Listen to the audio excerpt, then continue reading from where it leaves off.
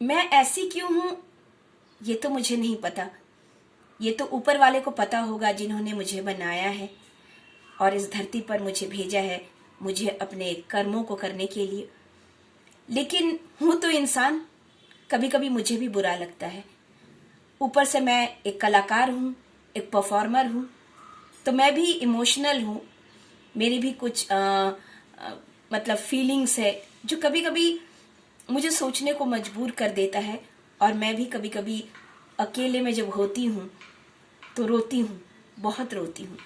हालांकि मुझे अपने घर परिवार, मेरे माता पिता, मेरे ससुराल वाले, मेरे हस्बैंड, उन लोगों के तरफ से मुझे भरपूर सहयोग है।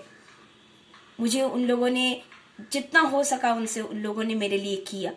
लेकिन एक कलाकार की हैसियत से मुझे जो मिलना चाहिए था, मैं जो काबिलियत रखती हूँ, वो मुझे आज तक नहीं मिला। उस बात का दुख मुझे है, लेकिन मैं आज तक इस बात को समझ नहीं पाई। मुझे हमेशा कुछ काम करने के लिए खुद का ही प्लेटफॉर्म बनाना पड़ा। खुद का प्लेटफॉर्म बनाई हूँ, फिर जाकर मैं काम कर पाई हूँ। बचपन से ही ऐसा है। जब तक मैं स्कूल में रही, सेंट एंथनीज में, तो मुझे भरपूर जो भी कल्चरल एक्टिविटीज होता था स्कूल का, वहाँ मुझे भरपूर मुझे मौका दिया जाता था। उसके बाद जब मेरे पापा का ट्रांसफर भूटान में हुआ और मैं वहाँ केंद्र विद्यालय में एडमिशन लिया मैंने, वहाँ वहाँ मेरे साथ बहुत तरह के, आप कह सकते हैं, स्कूली पॉलिटिक्स का शिकार हुई। मेरे काबिलियत होने के बावजूद भी मुझे स्कूल के कल्चरल एक्टिविटीज में कभी नहीं लिया गया। वहाँ जो बड़े ओहदे पे रहने वाले जो माता पिता थे, उनके बच्चों को हमारी जो म्यूजिक टीचर हुआ करती थी, रत्ना बैनर्जी, वो हमेशा उनको प्रिफर करती थी। और हम जैसे जो थे, हम लोग सिर्फ दुखी मन होकर उनको देखते रहते थे, सोचते रहते थे। तब हम लोगों को ऐसा लगता था कि वाकई में हम लोगों में कोई टैलेंट या कोई काबिलियत नहीं है। ये सब चीजों को देखकर मेरी मम्मी बेला गांगुली ने मुझे उस वक्त भूटान में ही, जब मैं किशोर अवस्था में थी, मुझे ये सुझाव दिया था कि तुम लोग अपना ही एक कल्चरल ऑर्गेनाइजेशन चालू करो। तो हम लोगों ने एक इंडो भूटान चिल्ड्रंस क्लब करके एक ऑर्गेनाइजेशन बनाया, क्लब कहते हैं जिसको। और हम लोग उन बच्चों को उसमें शामिल करते थे जिनको स्कूल के कल्चरल एक्टिविटीज में हिस्सा लेने का मौका नहीं मिलता था। और हम लोग प्लेस करते थे, डांस करते थे, तरह तरह के रंगारंग कार्यक्रम करके हम लोग वो स्कूल के ही ऑडिटोरियम में वो किया करते थे। इसी तरह फिर मैं रांची में मैं प्लेस करती थी, नाटक करती थी। और उसके बाद मैं मतलब स्टेज पर, और मैं करती थी रेडियो प्लेस, दूरदर्शन के प्लेस।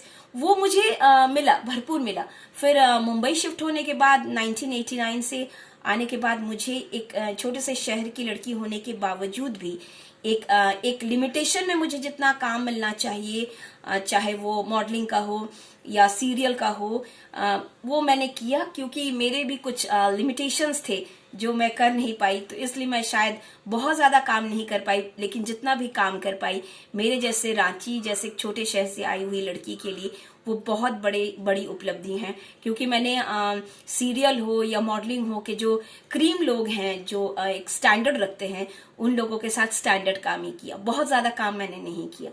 लेकिन और जब मैं 2000 से मैंने डबिंग की शुरुआत की, तो मुझे, हाँ, डबिंग में मुझे भरपूर लोगों ने काम दिया और अभी भी देते हैं और रेफर भी करते हैं कि रजनीका को बुला लो, ये कर लेगी, वो कर लेगी। वो बात है। लेकिन अभी भी एक्टिंग में क्या होता है मालूम है, हमारे खुद के ही टीम के अंदर कोई काम आता है तो मुझे उस काम के लिए कोई नहीं बोलता है कि आपके लिए भी कोई रोल है। मुझसे ये कहा जाता है कि हम अपने ग्रुप से उसको उस रोल के लिए ले सकते हैं क्या, इस तरह का एक आता है। तब वो शायद भूल जाते हैं कि मैं भी एक कलाकार हूँ। और मैं खुशी खुशी लोगों का नंबर पास ऑन कर देती हूँ, बोल देती हूँ हाँ उसको ले लो, इनको ले लो, और उनको काम भी मिल जाता है। मेरे पास कोई पूछते हैं कि मुझे इसकी जरूरत है, तो मैं अपने ही सर्कल में मैं जिनको जानती हूँ जो काम कर रहे हैं उनको रेफर कर देती हूँ। पर सबसे बड़ी अफसोस की बात है कि वो लोग मुझे कहीं रेफर नहीं करते। कभी नहीं रेफर करते हैं। मैं हमेशा सोचती हूँ कि मेरे टीम के जो मेंबर्स हैं या मेरे साथ जो लोग जुड़े हैं और भी लोग हैं जो संघर्ष कर रहे हैं, जिनमें प्रतिभा है किसी भी मतलब फिल्म इंडस्ट्री से जुड़े किसी भी सेक्टर के लिए, चाहे वो टेक्निकल सेक्टर हो या परफॉर्मेटिक सेक्टर हो, चाहे वो कैमरामैन हो, चाहे वो एडिटर हो, चाहे वो साउंड रिकॉर्डिस्ट हो, चाहे वो इधर एक्टिंग में एक्टर हो, राइटर हो। मैं हर चीज़ की जब कोई रिक्वायरमेंट के लिए लोग मुझसे पूछते हैं तो मैं रेफर कर देती हूँ। लेकिन मेरे जब बारी मेरी आती है तो बहुत कम लोग मुझे रेफर करते हैं। और लोग बोलते हैं कि उसको ले लो ना। मुझे ही बोलते हैं, मेरे ही साथ काम करने वाले, मेरे ही टीम से बहुत लोग जुड़े हुए हैं जो बहुत काम कर रहे हैं, बट कभी वो लोग मुझे रेफर नहीं करते। मैं हमेशा उनके बारे में सोचती हूँ, उनके लिए the best to best role तैयार करती हूँ। उनके लिए हमेशा मैं और सुदीप जी बैठकर कि इस कैरेक्टर को हम ये लुक देंगे, वो लुक देंगे, ऐसा उसको प्रेजेंट करेंगे हमारे काम में, हमेशा ये सोचते हैं। लेकिन वो लोग कभी नहीं सोचते हैं। अक्सर लोग ये भूल जाते हैं कि मैं भी एक कलाकार हूँ, मेरे भी सेंटिमेंट्स हैं, मुझे भी रोना आता है। लेकिन क्यों? मैं उन लोगों से पूछना चाहती हूँ कि क्या आप लोग मुझे अपने काबिल नहीं समझते? जिस काम को आप लोग करते हैं उसमें मुझे शामिल करने के लिए उस काबिल नहीं समझते हैं? आप नहीं समझते कि मैं आपके साथ वो रोल कर सकती हूँ जिसमें आप किसी और महिला को लेकर इंट्रोड्यूस कर रहे हैं या उस महिला को वो रोल दिलवा रहे हैं? तो आपको नहीं लगता कि मैं आपके साथ वो रोल कर सकती हूँ? उस रोल को करने लायक मैं काबिलियत रखती हूँ? या यहाँ भी कुछ बातें आ जाती हैं क्या? कुछ मेरे बहुत ही शुभचिंतक निर्देशक हैं जो मुझे फ्रैंकली बोल देते हैं। जैसे सुनंदो मित्रा दा हैं, जैसे आनंद घटराज दादा हैं, वो बोल देते हैं बोंटी, मतलब मेरे को वो बहन बोलते। बोंटी इसलिए हम लोग तुमको नहीं ले पाते हैं कि बहुत सारी बात है जो एज अ भैया मैं नहीं चाहूंगा कि तुमको मैं वो बात बोलूं।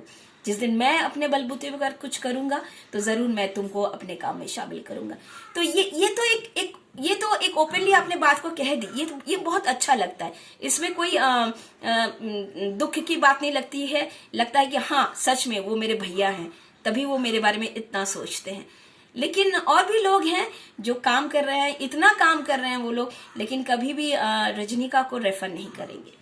यहाँ तक कि डबिंग में भी इतना लोग जिनको डबिंग का ड नहीं आता था, मतलब डबिंग का डी नहीं आता था, उनको मैंने मशक्कत कर करके खुद का गला फाड़ फाड़ के, खुद का स्टूडियो वेस्ट कर करके मैंने जिनको तैयार करके आज वो प्रोफेशनल डबिंग आर्टिस्ट है, वो भी मुझे अवॉइड करते हैं।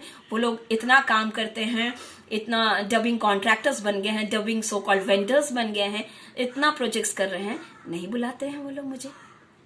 लेकिन सबको उम्मीद है मुझसे काम से, सबको उम्मीद है मुझसे काम की। तो क्या मैं सिर्फ काम देने के लिए हूं? क्या मुझे काम नहीं मिल सकता? क्या मैं इतनी बुरी परफॉर्मर हूं कि मैं आप लोगों के जो काम आप लोग कर रहे हैं उसमें मुझे शामिल करना आप लोग मुनासिब नहीं समझते? क्या मैं एक कलाकार नहीं हूं? क्या मेरे अंदर जज्बात नहीं है? क्या मैं अच्छा परफॉर्म नहीं करती हूं? एक बार सोच कर देखिएगा। मैं हंसती रहती हूँ, इन सब चीजों को देखकर मैं अवॉइड करती हूँ।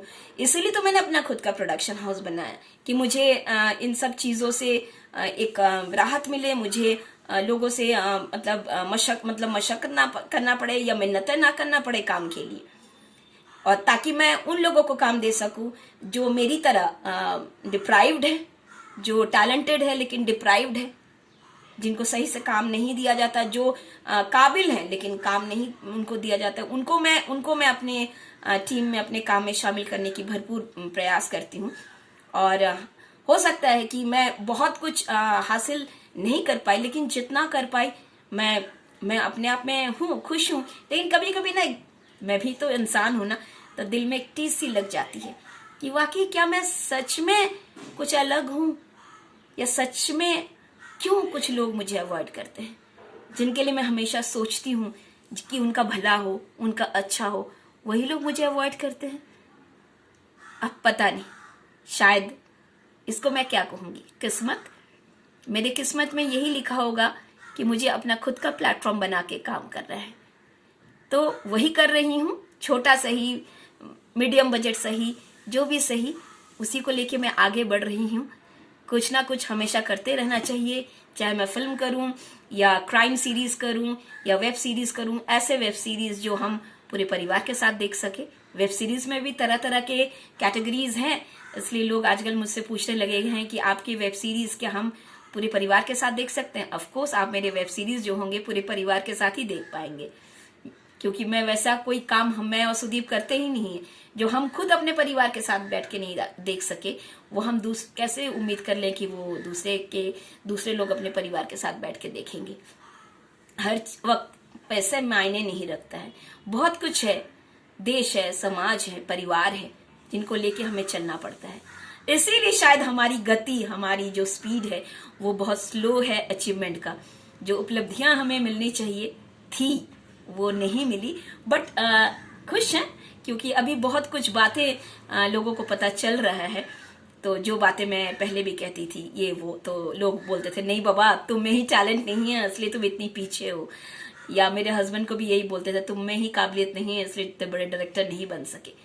तो चलिए वो सारी बातों का खुलासा तो इतना ज्यादा हो गया है कि अभी आप लोग भी समझ गए हैं, लेकिन फिर भी इस लाइफ और एक बात और मेरे को अभी तक समझ में नहीं आता कि आप अपने अच्छी चीजों को अगर आप दिखाना चाहे, अच्छी चीजों को अगर आप पेश करना चाहे विजुअल मीडियम के जरिए, तो उन चीजों को बनाने वाले लोगों को बहुत कम आर्थिक सपोर्ट दिया जाता है, और कुछ लोग उन चीजों को बनाने वाले लोगों को बैकडेटेड बोलते हैं या बोलते हैं कि क्या घटिया काम कर रहे हैं। तो यही सब मानसिकता है। बात मैंने कहीं और से शुरू की थी खुद को लेकर, और देखिए कहाँ चली गई। यही मेरी एक बुरी आदत है। क्या बोलूं, अभी मैं अपने ही साथ काम से जुड़े लोग या मेरे पहचान के लोगों को इतना ही बोलना चाहूंगी कि शायद मैं, आप लोग जो काम करते हैं ना, शायद मैं उस काम के लायक नहीं हूं, इसलिए कभी आप लोग मेरे बारे में नहीं सोचते। 10 लोगों को रेफर कर देते हैं, अपने ऑपोजिट किसी को लेना होता है तो आप किसी और को रेफर कर देते हैं। पर रजनी का नहीं याद आती है, रजनी का नहीं याद आती है, क्योंकि रजनी का तो सिर्फ आपके प्रॉब्लम्स के समय याद आती है और किसी वक्त, क्योंकि रजनीका के पास तो उतनी हैसियत भी नहीं है कि रजनीका दूसरे के प्रॉब्लम्स को सॉल्व कर सके, फिर भी कोशिश करती है। खुद रजनीका इतने कर्जे में डूबी हुई है, और अभी क्या बोले, मैं क्या बोल सकती हूँ। बस थोड़ा सा पता नहीं क्यों आज मन उदास था, इसलिए मैंने ये वीडियो बनाया, और कोई मंशा नहीं थी मेरी। अच्छा दोस्तों, अब सब अपना ख्याल रखिएगा, परिवार का ख्याल रखिएगा, आस पड़ोस का ख्याल रखिएगा, और कुछ गलत ना हो, कुछ बुरा ना हो, इस बात का ध्यान रखिएगा। और बहुत ज़्यादा आवेश में मत आइएगा, क्योंकि ये वक्त खुद को संभालना है, परिवार को संभालना है, आस पड़ोस को संभालना है, लोगों की मदद करनी है, एक दूसरे की मदद करनी है, क्योंकि ये वक्त बहुत ही कठिन है। संभल कर रहिएगा दोस्तों, सतर्क रहिएगा। धन्यवाद।